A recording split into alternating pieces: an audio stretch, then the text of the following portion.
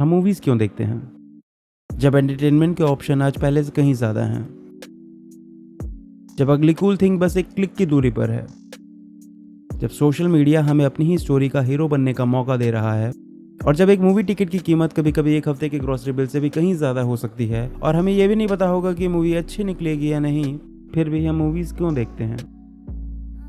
हम मूवीज़ देखते हैं क्योंकि मूवीज़ हमें उन मोमेंट्स को एक्सपीरियंस करने का मौका देती है जो हमारी रोज़मर्रा की ज़िंदगी से बाहर होते हैं। मूवीज़ हमें एक सोल्जर के शूज़ में खड़ा कर देती है जहां हम वॉर के हॉरर्स को फील कर सकते हैं। हमें बारिश में एक ऐसे कपल के साथ चला देती है जो बस प्यार में पड़ने वाला है, या फिर हमें प्लेन उड़ाने देती है सिर्फ इसलिए कि स्पीड का नया रिकॉर्ड टूट सके।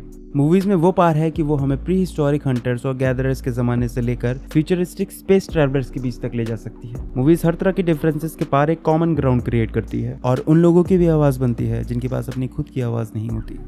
हम क्लैरिस के डर को फील करते हैं, भुवन के विनिंग शॉट पर सेलिब्रेट करते हैं, और जब वाइजलर अपने हेडफोन्स पहनता है तो हम सब एक अनइंटेंडेड वॉर बन जाते हैं। हम मूवीज़ देखते हैं क्योंकि मूवीज़ मैटर करती हैं, क्योंकि मूवीज़ हमें दूसरे लोगों से रिलेट करने का मौका देती हैं। वो हमें अपने डिसबिलीफ सस्पेंड करने देती हैं, वो हमें इंस्पायर करती हैं, डराती हैं, हंसाती हैं, रुलाती हैं, सपने दिखाती हैं और सवाल करने पर मजबूर करती हैं। लेकिन सबसे इंपॉर्टेंट, मूवीज़ हमें एम्पैथाइज करना सिखाती हैं। मूवीज़ हमें लोगों को उनके सारे फ्लॉज के साथ देखने और फिर भी उन्हें एक्सेप्ट करने का मौका देती हैं। बर्गमैन कहते हैं, no form of art goes beyond ordinary consciousness as film does, straight to our emotions, deep into the twilight room of the soul. Cinema अगर इतना पावरफुल मीडियम है तो फिर ज़रूरी है कि हम मूवीज़ को और थोड़ा क्रिटिकली समझें, उन्हें सिर्फ कंज्यूम ना करें बल्कि एक एक्टिव रेसिपिएंट की तरह देखें, ताकि हम सिनेमा से वो सब कुछ ले सके जो वो हमें दे सकता है। क्योंकि जब हम किसी मीडियम के नॉनसेंस को समझने लगते हैं तो हम उस मीडियम के सबसे सटल मोमेंट को भी एंजॉय कर पाते हैं। मूवीज़ को क्रिटिकली और थॉटफुली देखना हमें अपनी सोशल एंजाइटी और ब्रोकन हार्ट को डील करने में एक बेटर इंसाइट दे सकता है, और ये हमें एक दूसरे से कनेक्ट करने में भी हेल्प करता है। मूवी शायद कैंसर क्योर नहीं कर सकती, मिलियंस ऑफ लाइफ्स को सेव नहीं कर सकती, लेकिन वो डेफिनेटली लाइफ्स को चेंज कर सकती हैं।